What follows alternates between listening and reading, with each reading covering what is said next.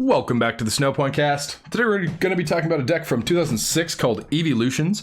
Eeveelutions got second at the World Championships, and it also got a top 32 finish. The guy who got second, his name is Jimmy Ballard. Definitely a really strong player and a really powerful deck innovator, and you're going to see that as we talk about this list. But let's get right into it. So starting off with 4 Eevee. Eevee's got 50 HP, a single retreat, and weakness to fighting. So the first attack on Eevee is actually really good. Call for family for a single colorless. Search your deck for a basic Pokemon and then put it on your bench. So that's great for finding other Eevees, but you can also find a Pidgey so that you can get that Pidgeot so you can get going, get consistent. And then rear kick, 2 for 20. I'm probably going to be called for familying twice before I ever rear kick. But I mean, I guess it's good to have an attacking option if you are in a really dicey situation. So 2 Flareon, starting off with the Eeveelutions. So Flareon EX, 110 HP, a single retreat, and then a weakness to water. So Evolutionary Flame is the power on Flareon EX. It's actually a really good power. So when you evolve Flareon from an Eevee, you get to use Evolutionary Flame, and it burns and confuses your opponent's active. So definitely really powerful. I mean, getting the burn damage first of all is really good, but also just putting a special condition on your opponent's active means that if you're playing against like Meta Knight or something that has like a power that it needs to use, you just shut that off.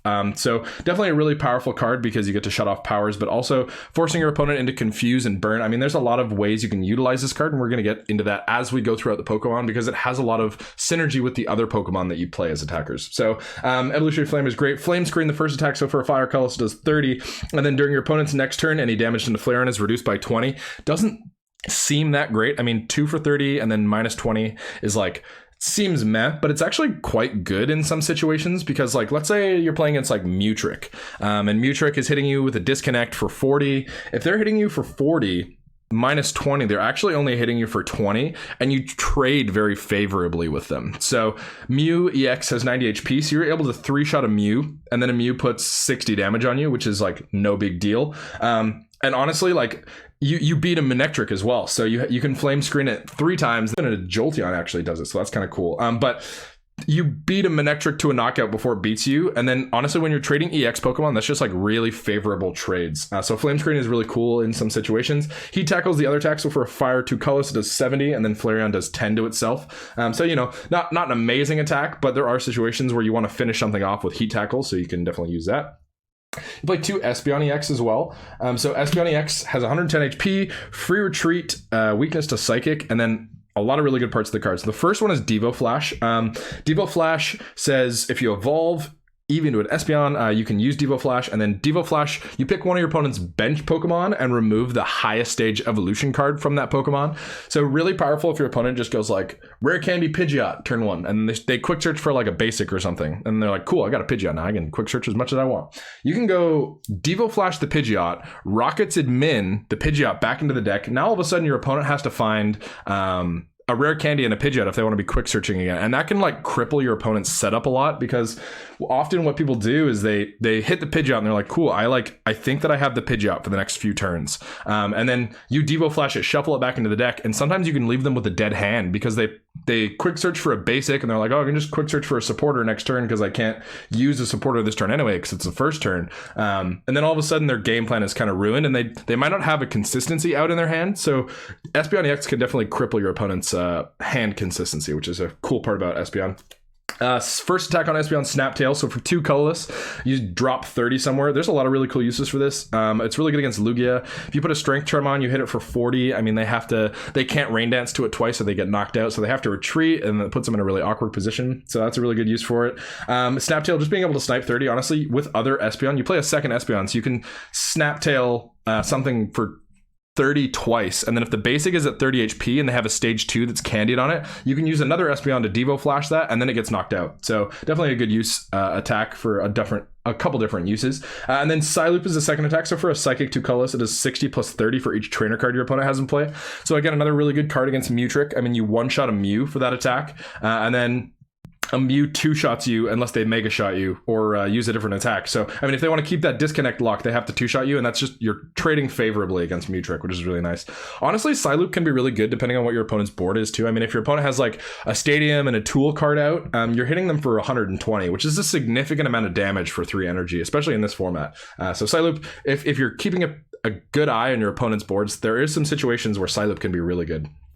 Okay, so you also play 2 Umbreon EX. So Umbreon EX, 110 HP, single retreat, a resistance to Psychic, which is actually kind of nice. And then weakness to fighting. So Darker Ring is the power on Umbreon, really powerful power. When you evolve Umbreon, and it's a forced power, so you have to do it every time you evolve. But you get to pick one of your opponent's benched Pokemon and bring it up. So I get a really powerful effect. I mean, getting that Gust of Wind effect is really great, especially when you play stuff that can manipulate your opponent's board, like with the Espeon and the Flareon. So you can like Darker Ring something up, Evolutionary Flame, now they're burned and confused. So if you do that to like a Dragonite, that can be a very big deal, and it can set your opponent back by a lot. So Darker Ring is a really cool power. The first attack on Umbreon, Black Cry. So for a single colorless, the defending Pokemon can't retreat or use any Poke Powers during your opponent's next turn. So it does 20 as well. There's a really cool combo with this card that I'm going to talk about when we get to Jolteon. But Black Cry definitely has some really cool uses in this deck. Darkness Fang, not the most used attack. I mean, Dark 2 colorless, you do 60. Almost every other attacker that attacks for 3 is hitting for more than 60, so definitely okay. I mean, I don't even know anything that's weak to Dark in this format that's relevant. I don't think there's any like Ghost Pokemon or anything that's weak to Dark, so I mean, it's not important to hit for Dark weakness. Honestly, a mediocre attack. But you do play 1 Jolteon. So Jolteon has 100 HP, free retreat, a resistance to metal, and a weakness to fighting. So the power on Jolteon is called Evolutionary Thunder. When you evolve Jolteon, you get to drop a damage counter, 1 damage counter on every Pokemon on your opponent's board. So that's some really cool board manipulation. And then the combo that I was talking about is, so you say your opponent is playing a Pidgeot deck and they rare candy for a Pidgeot turn 1. You can evolve into the Umbreon, Darker Ring, Black Cry the Pidgeot. So that Pidgeot now can't use its power and it can't retreat. And it's got 20 damage on it, which is really important as well. So you do 20 to it. And I mean, if your opponent has a switch in their hand, they have a switch, that sucks. But I mean, it's very unlikely that they have that, especially early game, because they're usually Pidgeotting for like basic Pokemon or maybe like a supporter card. So you Black Cry the Pidgeot can't retreat, it's put it to 20. You play this card called Surprise Time Machine in your deck that lets you switch out Eeveelutions. I mean, it's a really cool card. We're going to talk about when we get to it. But you can Surprise Time Machine, get a Jolteon out there, attach the Hollands Electrode that gives you the lightning type, and then you Second Bite for 20, and Second Bite does 20 plus 10 damage for each damage counter already on the defending Pokemon. And since you did 20 with the Black Cry, you get to one-shot that Pidgeot, because you do 20 plus 20, which is 40, times 2 is 80, and that's a knockout with the previous Black Cry damage. So really cool combo you can do there with a Jolteon. Thunder Blast is the second attack. So for Lightning 2 colorless, discard a Lightning Energy card attached to Jolteon EX. Definitely has a use for this attack. I mean, if your opponent has a Blastoise EX, you can evolve into the Jolteon, and then if you have the energy on there as well, you can go Evolutionary Thunder, drop a damage counter, Darker Ring, bring up the Blastoise, Thunder Blast, 140 plus the initial 10 from Evolutionary Thunder, and that's a knockout on a Blastoise EX. So definitely a powerful attacker in some matchups for sure. You play 1 Vaporeon EX as well, so 120 HP, single retreat, and a weakness to lightning. Evolutionary Swirl is the power on Vaporeon. It's definitely a strong power. So when you evolve Vaporeon EX, you can force your opponent to shuffle draw 4, and that's just a really powerful effect. I mean, 4 cards is not that many, especially when you're in the middle or especially close to the end of a game. And honestly, in this format, there's some matchups that just like stack so many cards in their hand that you just want to disrupt your opponent's hand, because you're like, I don't want you to have that many resources, because your opponent having resources is definitely bad. So Evolutionary Swirl is really good. Fast Wave is the first attack. So for a water colorless, it does 40, and then it's not affected by any effects, Pokebodies or whatever. It just goes through all effects. So if your opponent's playing like a safeguard Pokemon, I guess that has its uses, but honestly not a crazy good attack unless you're trying to hit for water weakness. Hydro Splash for a water 2 colorless does 60. If you're playing against Flaridos, Hydro Splash actually has some merit, because you can one-shot a Flareon EX, so that's really cool. But Vaporeon EX is mainly used for its power. Okay, so getting into the Pidgeot line now. So you play 3 Pidgey. Pidgey's got 50 HP, single retreat, resistance to fighting, and a weakness to lightning. Corner is the first attack, so for 1 colorless, your opponent can't retreat until the end of your opponent's next turn. Honestly, there are some uses for corner. Like if you Flareon EX, your opponent's active, and then you corner it, they're kind of stuck with that burn and confuse. And there are some situations where, you know, if you don't have a Pidgeot, corner can be really good. Gust for 2 does 20, definitely a lot worse than corner. But I guess if you have to gust, you have to gust. You play 2 Pidgeotto as well, so 70 HP, free retreat, resistance to fighting, and a weakness to lightning. Has clutch as well, so clutch for 10 does the same thing, but for damage. And then cutting wind, 2 for 30. Clutch is actually really great, and the Pidgeot has clutch too. So clutch is a really important part of this deck's attacks. So being able to control your opponent's board with Espeon and Flareon and Umbreon and Jolteon, and being able to control your opponent's hand with Vaporeon is all really good. But all the board control Eeveelutions synergize really well with Pidgeot, because you can do stuff like, okay, evolve an Umbreon, Darker Ring up a support Pokemon that I don't want you to have. Let's say like a Pidgeot or something. Bring up a Pidgeot, use Evolutionary Flame, burn it, confuse it, and then clutch it for 40. So if they flip Tails on any one of 3 burn flips, because you bring it up, it can't retreat because you just clutched it. 1, 2, 3. So you have 3 opportunities for them to flip Tails, which is very likely for you. The odds are good. And if they do flip 1 Tails on a burn flip, that means that you clutch them for a knockout next turn. So really cool card that you have in this deck. Clutch is a really great power. Another cool thing that you can do with Clutch is if you're playing against like a Dragonite deck, you can Darker Ring, bring up a Dragonite, clutch it for 80 because you hit it for weakness because it's normal type and normal weak. And then after that, you can evolve it with de-evolve it with an Espeon, and then down to the Dragonite or the Dratini. Either way, if you're playing against Meta Knight or Dragtrode, both of those Dragonites get knocked out. So really cool combo that you can do there. Clutch is honestly just really important because eventually you get to the point in the game where you've burned all your opponent's switch resources, and then it just lets you have complete control over their board. You can do whatever you want. You can clutch until you're like, as soon as you're winning on, this is kind of an interesting part of this format, is because back in 2006, if you were winning on prizes and you went to time, it wasn't a tie game because it was a best of 1. So if you're winning on prizes, you would just win. So you can control the board to a point where you're like, okay, I'm up 2 prizes and I know that you're out of switch options. And so what I'm going to do is I'm going to Darker Ring something up, and then I'm just going to clutch it for 10 or corner it with a Pidgey for nothing, so that I'm not even doing damage. I'm not even going to knock that Pokemon out. I just am stalling for this entire game. And since you know they're out of switch options, you just win because you're ahead on prizes. So honestly, a really cool board manipulation aspect is Clutch, and it's a really important part of this this deck's attacking mechanisms. So you do play 2 Hollands Electrode as well. So 70 HP, retreat and weakness don't matter because you don't retreat or get hit with it. So Hollands Electrode is used like this. So let's say you have an Espeon EX in play and you have an energy on that Espeon EX. Hollands Electrode works like this. You attach the Hollands Electrode and then the energy goes back to your hand. And then this Hollands Electrode is now worth 2 Rainbow Energy. So you get to use that Psyloop. It lets you use any of your Eeveelutions colored attacks. So that's the reason you play the Electrode. And it keeps you consistent. One of the powers of this deck is you're able to hit for so many different types of weakness. And Hollands Electrode just fits right in with that. So getting to the trainers now, you play 4 Surprise Time Machine. Surprise Time Machine is a very powerful card, really good in this deck.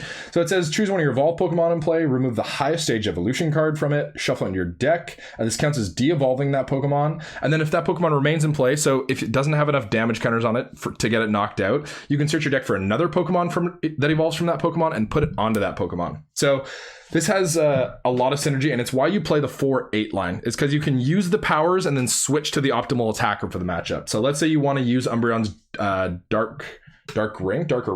If you want to use Umbreon's Darker Ring, you get to use that Darker Ring, but honestly, Umbreon is kind of a mediocre attacker in the deck. So you get to use that Darker Ring without having the liability of Umbreon on your bench. You can switch it for a Flareon or an Espeon or whatever attacker that you want in that matchup that's more useful to you than an Umbreon.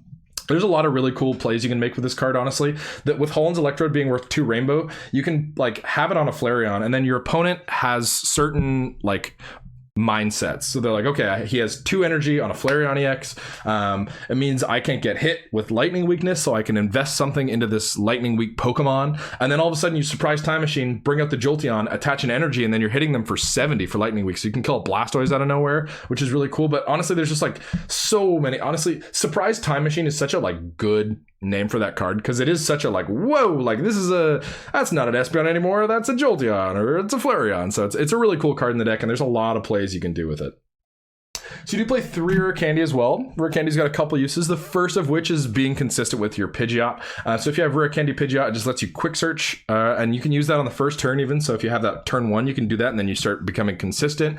But another cool play you can do with Rare Candy is it lets you evolve into a stage 1. So you can bench an Eevee, and then in the same turn, you Rare Candy to this other Pokemon. So let's say, for example, you want to double Devo Flash your opponent in turn. You can go Eevee, evolve into an Espeon, Devo Flash, bench an Eevee, rare candy Espeon, double Devo Flash. And that's a really like surprising play that can really mess your opponent up. And honestly, rare candy just has like a bunch of uses. Pidgeot, and being able to surprise get a Eeveelution power out of nowhere, like your opponent starts thinking certain ways as soon as they know your deck. Like they're like, okay, well, he doesn't have an Eevee on the board, so I can't get Darker Ringed with Umbreon next turn. And now I can bench this thing because I'm not afraid of it getting brought up next turn. But then you can just go Eevee, Rare Candy, Umbreon, Darker Ring, bring that up. And then your opponent's like, wow, where did that even come from? Like there's so many crazy plays that you can make with both Surprise Time Machine and Rare Candy that are really speaks to the power of this deck. And a lot of people misplay with those cards and they don't use them optimally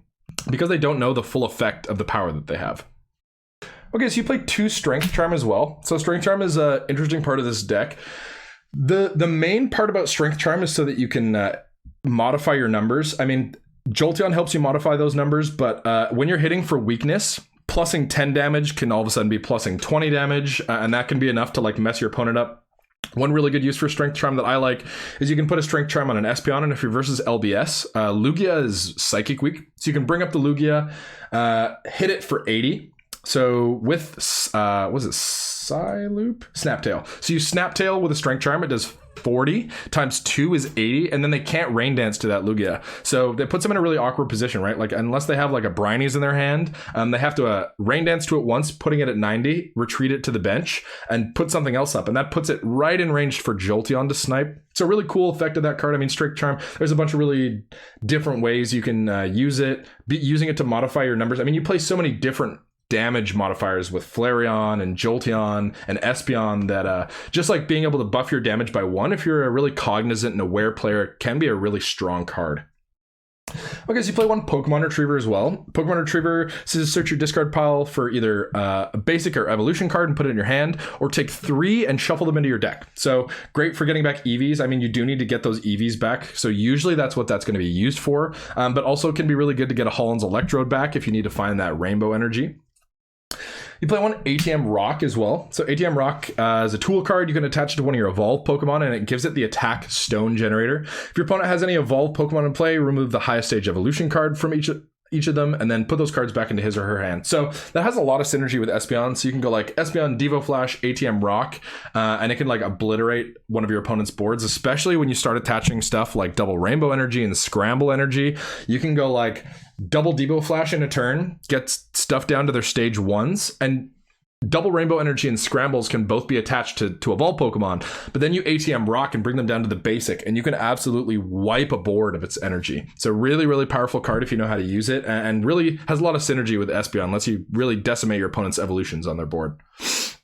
Okay, so getting to the stadiums now. So you play 2 Full Flame. Honestly, it's just for power with Flareon. Getting that 4 instead of 2 can be really good to modify your numbers. And then also having it so that they can't get special conditions removed by evolving or de-evolving. Special conditions are removed if you de-evolve a Pokemon, and sometimes you want to ATM Rock a Pokemon and have it still keep that special condition, so that's a cool part about that card.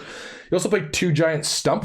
Giant Stump has some interesting uses. The number one use that I think this is like the most useful for is it takes away your liabilities. So Desert Ruins is a stadium in this format, and all of your Eeveelutions have 100 HP or more. So honestly, over time, especially versus snipey decks, like if you're playing against like a Rock Lock and they start spinning tailing you with Desert Ruins, damage can add up really quick, especially on those Pokemon that like Jolteon's got 100 HP. So eventually that becomes a liability that might lose you the game, especially if you have multiple EXs on the bench that might get knocked out. So something cool you can do is if you have like only 3, you can bench 2 more Pokemon, Giant Stump, and then just discard those Pokemon. So instead of them being liabilities that you might lose the game with, they're just in the discard pile.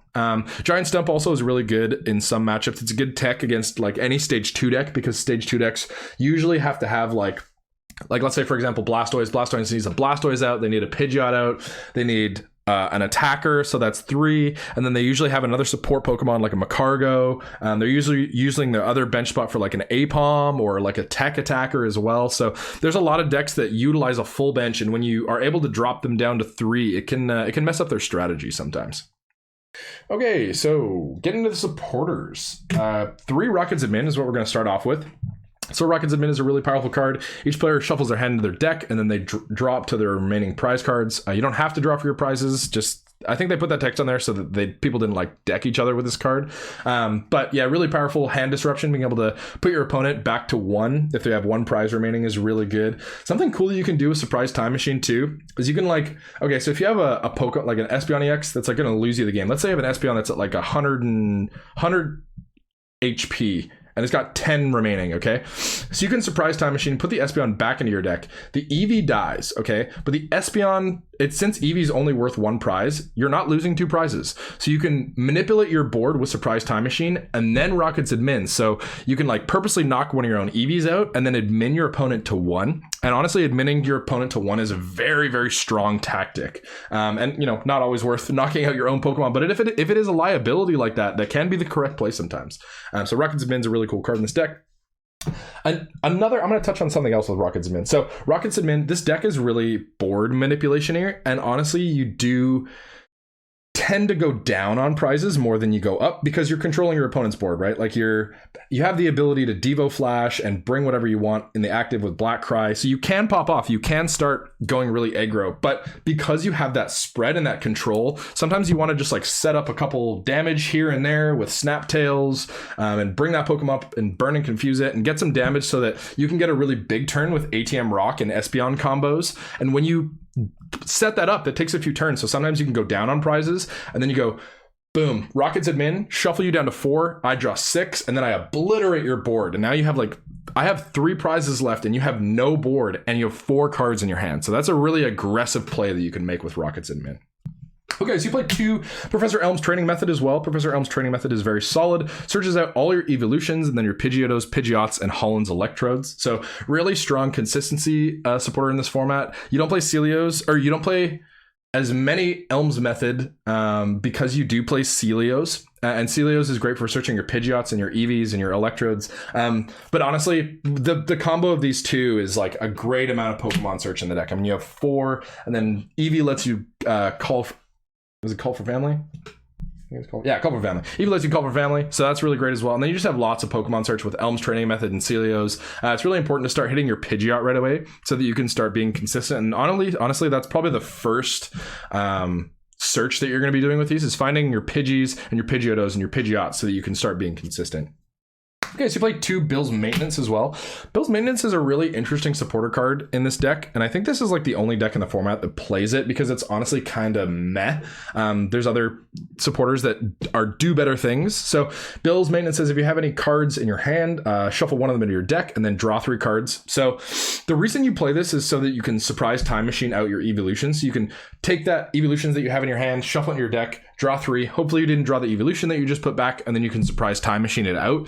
So that's the reason that you play Bill's Maintenance. There are some other cards that just like straight draw 3 that are better and like, or discard 1. But in this situation where you have Surprise Time Machine, shuffling that 1 Eeveelution into your deck is actually kind of a good thing sometimes. Okay, so you play 1 Copycat as well. Copycat, shuffle your hand to your deck, and then you draw the same amount of cards as your opponent has in their hand. So great card, especially when this format, so many massive hands arise, especially against like Meta Knight, and if your opponent is playing Pidgeot, they have access to lots of draw. So sometimes you don't have that many cards, and being able to quick search for a Copycat can be good in some situations for sure. And then you also play 1 Steven's Advice. So Steven's Advice, draw a number of cards up to the number of your opponent's Pokemon in play. And then if you have more than 7 cards in your hand, including this one, you can't play this card. So if Steven's Advice is the 7th card, you can't play that card, but honestly really good, especially against stage 2 decks, because they, like I said, they have that full bench. So you're able to get that full draw 6 a lot of the time on them, and that's just a very, very powerful amount of draw on a supporter card. Okay, getting into the energy cards. So starting off with 4 waters. You play waters, you can play Holon Energy WP. So I'm kind of just going to put both of those down at the same time. Holon Energy WP, if you have a basic water attached to this Pokemon, it can't be affected by effects of attack. So that has a lot of uses in this format.